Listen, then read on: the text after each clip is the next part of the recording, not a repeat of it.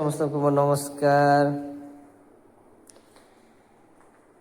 କାହାର ଲାଗି ବର୍ଷା ଭଲ୍ ତ କାହାର ଲାଗି ଖରା।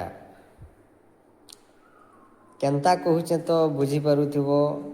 କିଛି ଦିନ ହେଲାନ ଆସାମରେ ଯେନ୍ ପ୍ରକାରେ ଲୋକମାନେ ମରୁଛନ୍, ଛୋଟ ଛୋଟ ଛୁଆମାନେ ଗାଈ ଗୋରୁଠୁ ନେଇକରି ପୁରା ସମସ୍ତେ ଘର ଦୁଆରନୁ ଭାସି ଯାଉଛି।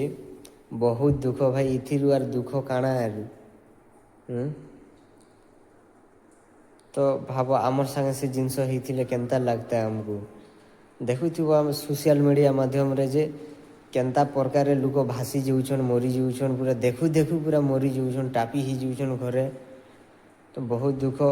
ସରକାର ରିକ୍ୱେଷ୍ଟ କିଛି କରିକରି ସେମାନଙ୍କୁ ବଞ୍ଚାବାର୍ ଲାଗି ଚେଷ୍ଟା କରୁନ୍।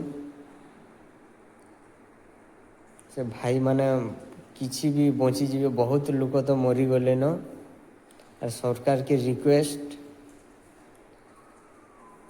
ସେମାନେ କେନ୍ତା କରି ବଞ୍ଚବେ ସେଥିର୍ ପହିଲା ଟିକେ ଚିନ୍ତା କରୁନ୍। ଘର ଦ୍ୱାର ତ ଭାଇ ମିଳିଯିବା, ଟଙ୍କା ପଇସା ମିଳିଯିବା, ବାକି ଜୀବନଟା ବହୁତ ମୂଲ୍ୟବାନ ଏ।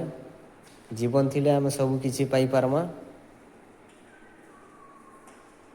ଦେଖୁଛ ଭାଇ କି ପ୍ରକାରରେ ପୁରା ଭାସି ଯାଉଛେ।